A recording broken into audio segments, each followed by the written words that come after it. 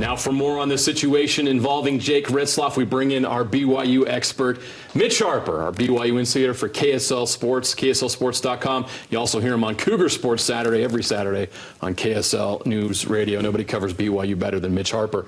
All right, Mitch, we've talked about this a lot off the air, and we kind of expected at some point this was going to be the resolution.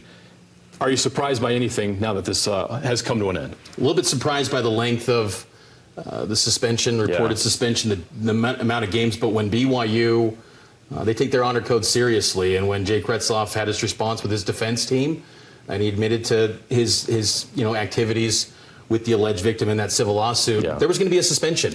And BYU takes that seriously. And you go through history of BYU, we don't have to go through names, but situations that weren't public legal matters, getting 4 or 5 games. So BYU still takes pride in its honor code. So to having a suspension, it's right there in the civil lawsuit. It's still ongoing, and it still left an opportunity for Jake Retzlaff to come back to BYU, but it's a significant number of games. And with someone who's in his redshirt senior season, he's going to explore other opportunities to continue playing football. Makes sense why he would want to depart. Now that he's going to transfer, how much of a hit does BYU take with this? This is probably going to hurt their preseason rankings, which could impact their season. No question, because Aaron Roderick, offensive coordinator for BYU, said they felt like Jake Retzlaff was a top 5 quarterback nationally. Wow. And whether that's actually what Jake Retzlaff would become this year, that's beside the point. The belief in the building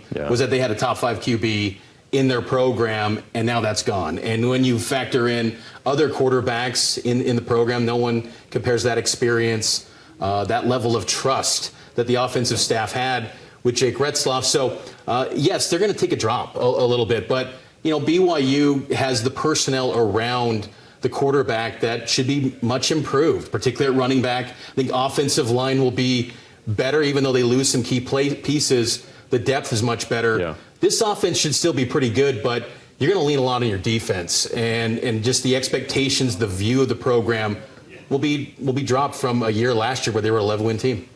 Now, who do they turn to? You've got a quarterback room. I think there's 3 guys in the mix. Who are those guys, and what are their skill sets? You start off with McKay Hillstead, a Utah State transfer. I think a lot of people locally remember McKay from his time at Sky Ridge High School, dual threat player. 5'11", but he can run. And you saw that in spring ball, his athleticism quite a bit, that this guy can make plays, particularly with his feet. I think he's got to get more accurate with the passing, but he's got a full year in the program under his belt. And I'd like to think, too, that when he was in spring competing for the number 2 job, maybe you didn't see his best, because competing for the backup spot is far different than competing for a starting role. But McKay Hillstead, I think, is the first guy you look to.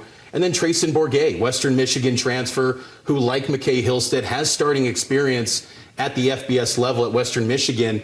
Trayson Bourget is a pretty good passer. I thought much improved passer than I remembered during spring practices. Pretty good deep ball. So he's going to be the guy that's number 2, or it's one to watch. But then the wild card in the mix is Bear Bachmeier, a quarterback who wears number 47, transfer from Stanford, dual threat player, younger brother to Hank Bachmeier, former Boise State quarterback.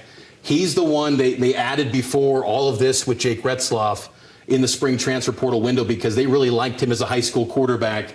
He's the wild card in all of this that really could maybe have a rise similar to Zach Wilson, where you talk about a true freshman who could be the starter at some point in this season. Let the competition begin. Now that this situation is resolved, the team can move forward and get ready for what we expect to be a great season for the BYU Cougars. Mitch, thanks so much. Appreciate it. You bet, JJ.